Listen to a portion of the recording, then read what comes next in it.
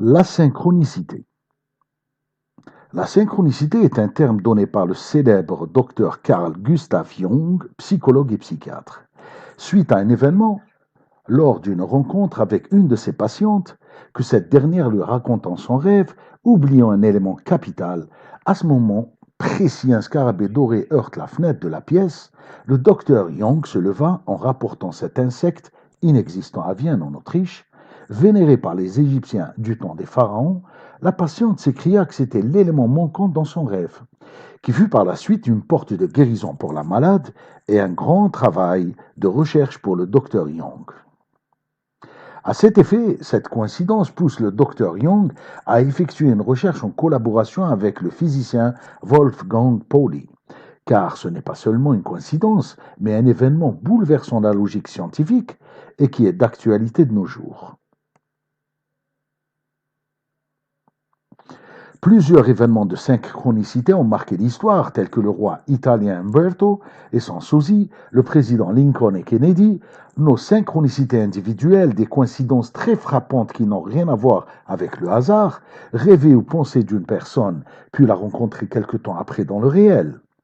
Donc la synchronicité se produit lorsqu'une coïncidence d'un événement a eu lieu dans notre vie, des signes qui attirent notre attention, qui nous guident à faire le bon choix ou alors éviter un choix donné. Le biologiste M. Paul Kammerer pensait que la synchronicité était une manifestation d'un principe universel de la nature. Opérant indépendamment de la causalité physique, cette analyse incite le docteur Carl Gustav Jung à reprendre partiellement ses travaux en collaboration avec le physicien Pauli pour arriver à conclure que la synchronicité était un phénomène qui sont principalement liés à des conditions psychiques, c'est-à-dire des processus de l'inconscient, ou comme étant à l'occurrence simultanée de deux événements liés non pas par la cause, mais par le sens, qui veut dire que la synchronicité est une réalité de coïncidence significative. La synchronicité se trouve dans un événement qui semble être dépourvu de sens au moment où il survient, mais se révèle plus tard de la plus haute signification. Une coïncidence, comme le dit Albert Einstein, c'est la voix de Dieu pour rester anonyme. Ou alors, on ne rencontre pas les gens par hasard, ils sont destinés à traverser notre chemin pour une raison. Mais le fait de croire à la synchronicité, c'est que vous avez été choisi d'être au bon endroit et au bon moment. Comme le dit le docteur Jung, un intérêt de type métaphysique en collaboration avec M. Pauli, ils avaient émergé du monde de la physique et du monde matériel, deux mondes totalement différents, et que les deux possèdent la même racine, donc la même relation. En conclusion, la psy peut influer sur le monde matériel. Tous les physiciens de notre époque convergent vers le même principe en essayant de donner des explications de ces phénomènes qui touchent chacun de nous, et ceci depuis l'existence humaine. Certains parlent du New Age, d'autres sans trop s'éloigner de cette analyse, d'autres expliquent cela par la théorie des multiverses, qui n'est pas vraiment plausible selon certains. L'ensemble conclut que le temps n'existe pas. Passé, présent et futur sont simultanés en un seul bloc.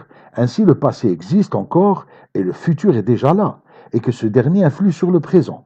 Un éternel retour en spirale, et que la théorie du Big Bang n'est plus valable car elle présente un début, un temps initial. Toutes les anciennes théories sont à revoir depuis l'explication quantique. L'existence de la synchronicité est due à la théorie de la causalité et que le hasard n'existe pas. Pour simplifier l'ensemble des théories, nous allons effectuer un retour vers un passé historique dans le cheminement de l'être humain et trouver un événement correspondant à notre explication pour appuyer cela.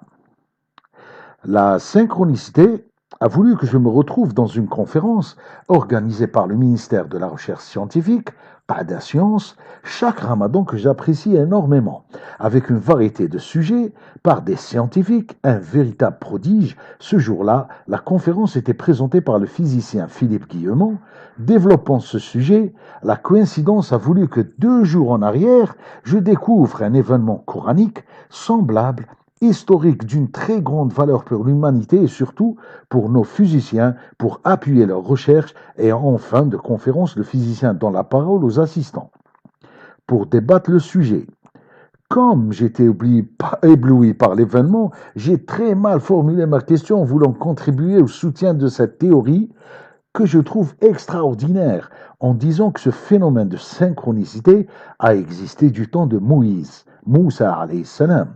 Sans me permettre de développer le sujet, j'ai été hué. Cela ne m'a pas vexé loin de là. Je voulais ouvrir un débat, je m'attendais à au moins une question telle que vient faire Moïse, Moussa alayhi salam, faire dans une conférence de physique quantique.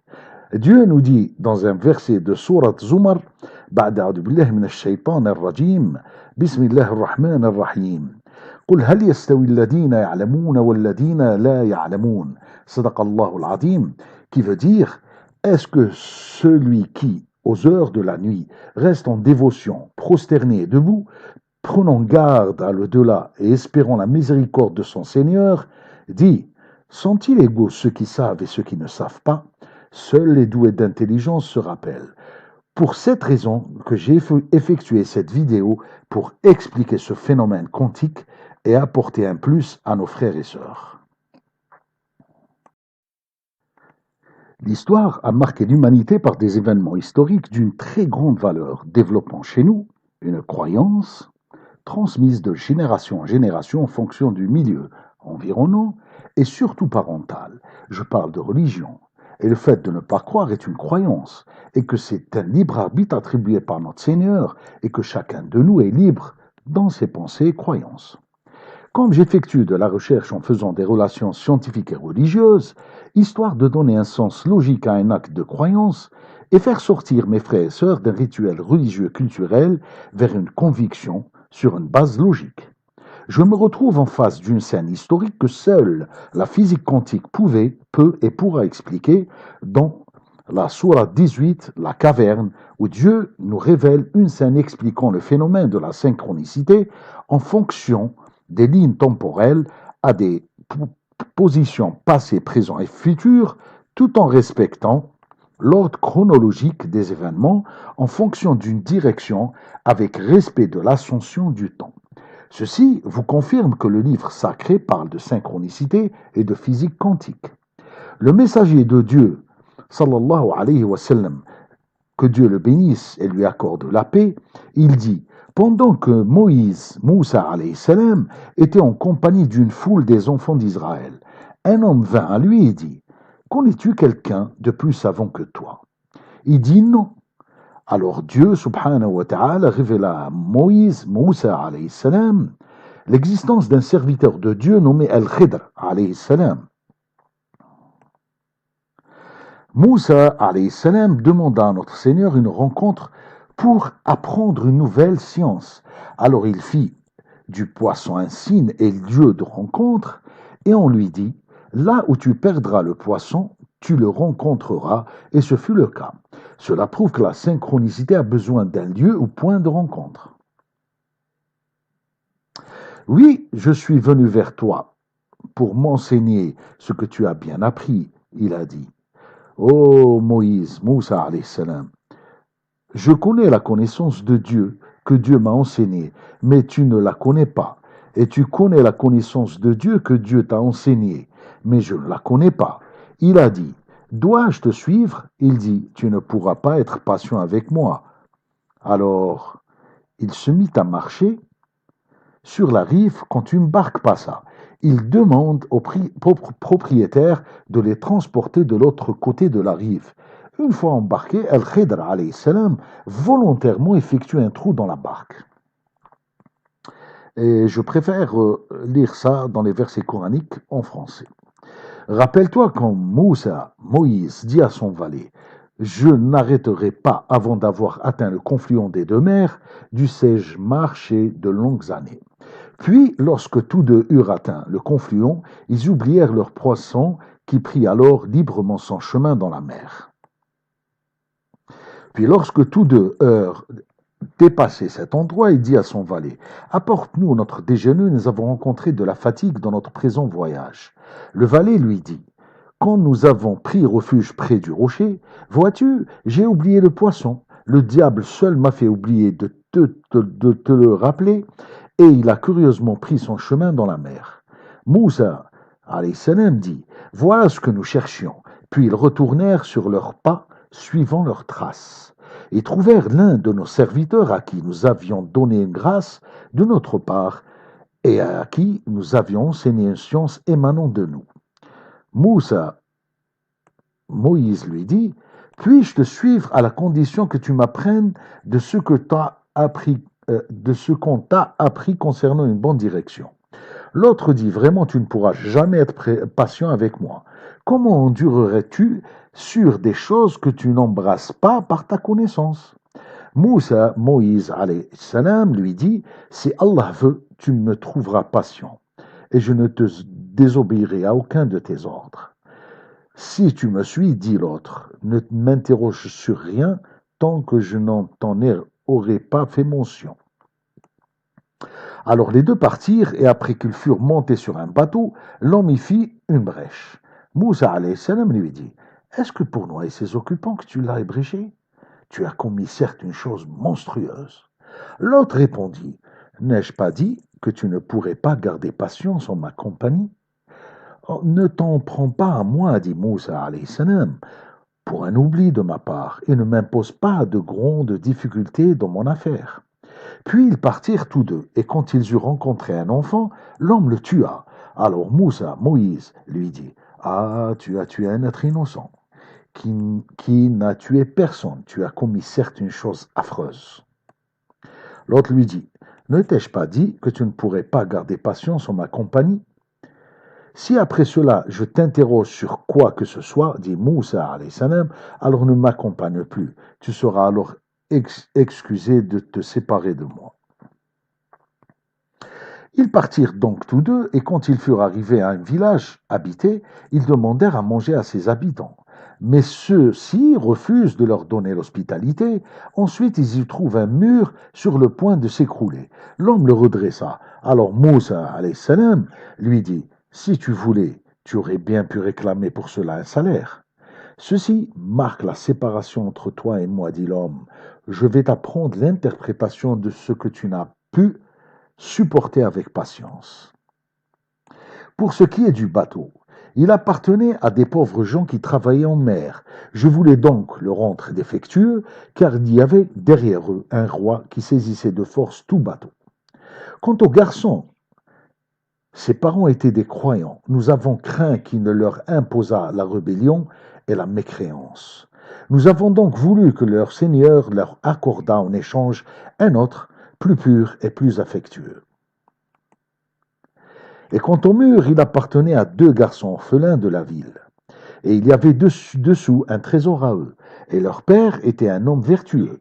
Ton Seigneur a donc voulu que tous deux atteignent leur maturité et qu'ils extraient eux-mêmes leur trésor. Par une miséricorde de ton Seigneur, subhanahu wa ta'ala, je ne l'ai d'ailleurs pas fait de mon propre chef. Voilà l'interprétation de ce que tu n'as pas pu endurer avec patience. Ce qu'Al-Khidr a fait était totalement conforme à la loi divine dans toutes les religions et confessions et n'était pas contraire à la législation. Et le déni de Moussa alayhi salam au début découle du fait qu'il ne connaissait pas l'arrière-plan invisible que Dieu subhanahu wa ta'ala avait fait connaître à Al-Khidr alayhi salam par révélation de sa part. De cette présentation complète des textes de l'histoire dans le Coran et dans Sahih al-Bukhari, nous tirons les bénéfices suivants.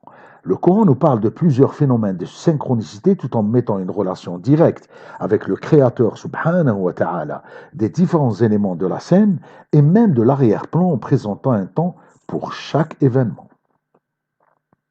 La synchronicité dans le rêve de Yusuf alayhi salam est la réalisation dans le futur.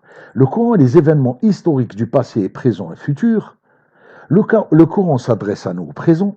La création des cieux et de la terre, dont elle a duré 6 jours par rapport à notre temps, ceci prouve que notre temps est réduit par rapport à nos valeurs.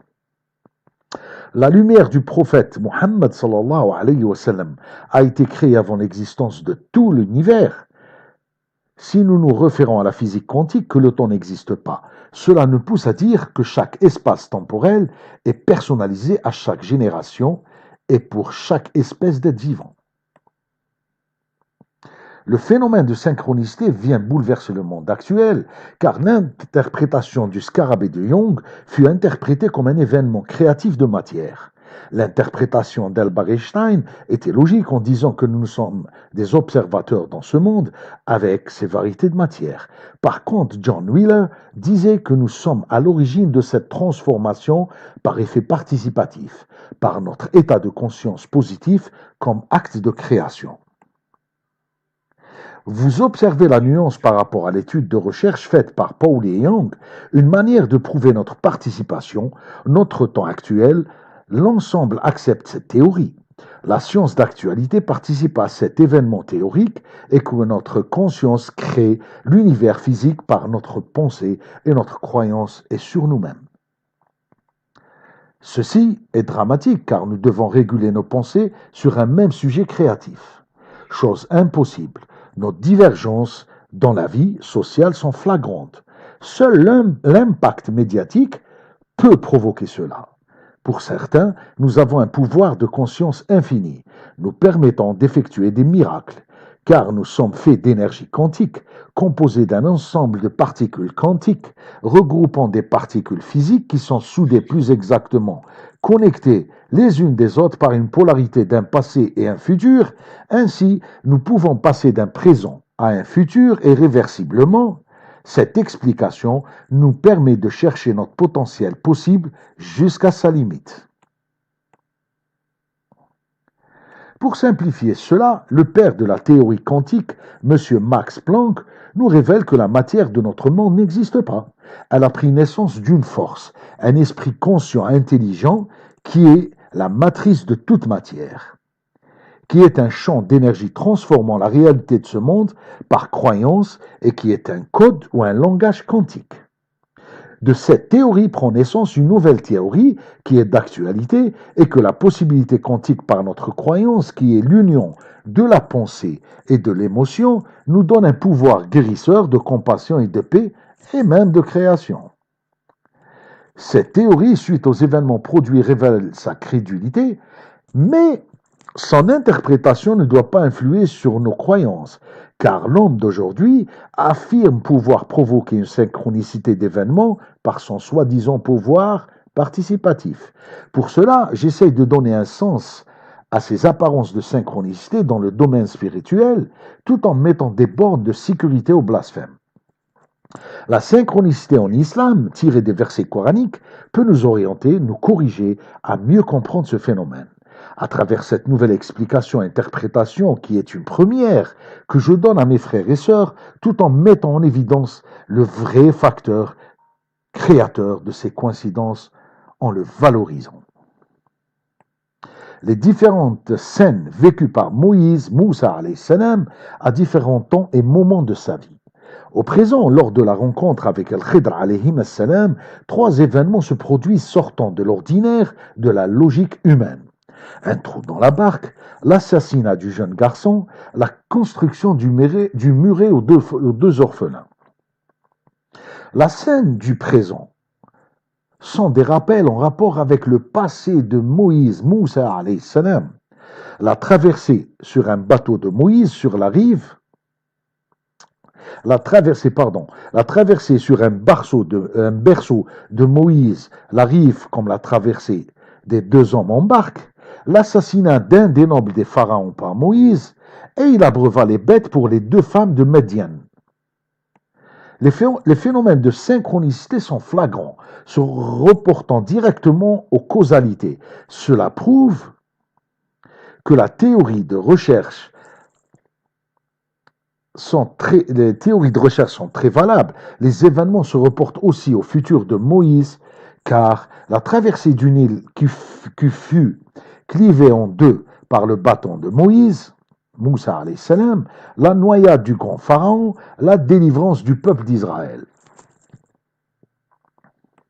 Nous constatons que les événements produits dans le temps de vie de Moussa alayhi salam, que ce soit de son passé, son présent et son futur, montrent bien l'effet de causalité. Mais l'explication de ces événements se clarifie par rapport à nous, qui sont en dehors de la scène, on va dire en arrière-plan que Moussa alayhi salam ignore.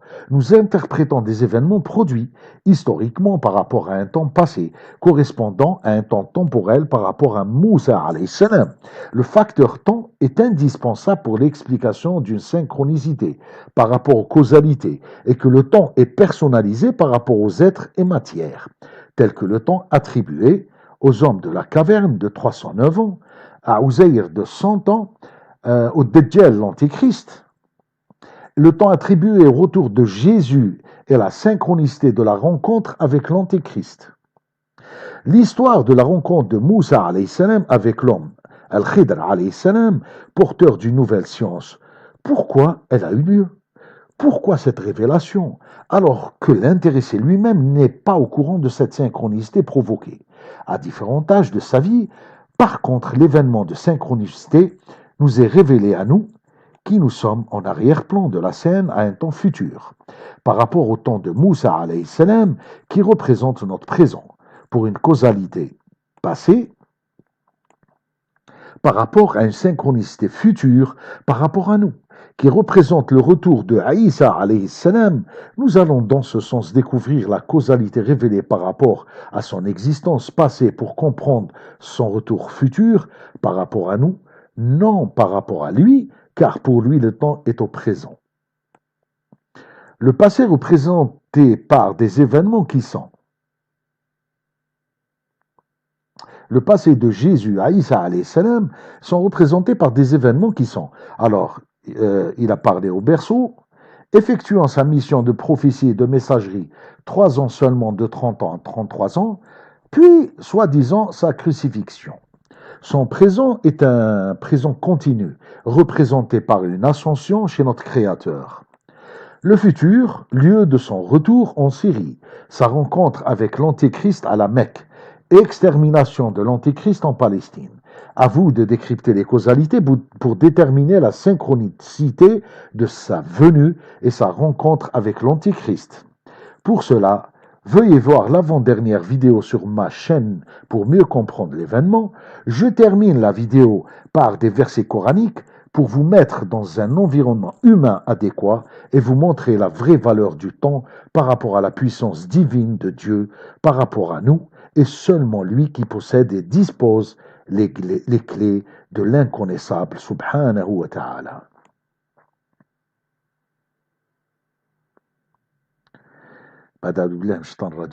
Dans Sourate 6, versets 59 à 61. C'est lui qui détient les clés de l'inconnaissable. Nul autre que lui ne les connaît. Et il connaît ce qui est dans la terre ferme, comme dans la mer, et pas une feuille ne tombe qui ne le sache, et pas une graine dans les ténèbres de la terre, rien de frais ou de sec qui ne soit consigné dans un livre explicite. Et la nuit, c'est lui qui prend vos âmes, et il sait ce que vous avez acquis pendant le jour, puis il vous ressuscite le jour afin que vous accomplissiez le terme fixé. Ensuite, c'est vers lui que sera votre retour, et il vous informera de ce que vous faisiez. Et il est le dominateur suprême sur ses serviteurs, et il envoie sur vous des gardiens, et lorsque la mort atteint l'un de vous, nos messagers, les anges, enlève son âme sans aucune négligence. Des versets dans Sourate Al-Baqarah, la vache, où Dieu nous dit, verset 55, A'udhu billahi minash shaitanir rajim, bismillahir rahmanir rahim. Allah, point de divinité à part lui, le vivant, celui qui subsiste par lui-même, Al-Qayyum, ni somnolence ni sommeil ne le saisissent. À lui appartient tout ce qui est dans les cieux et sur la terre, qui peut intercéder auprès de lui sans sa permission.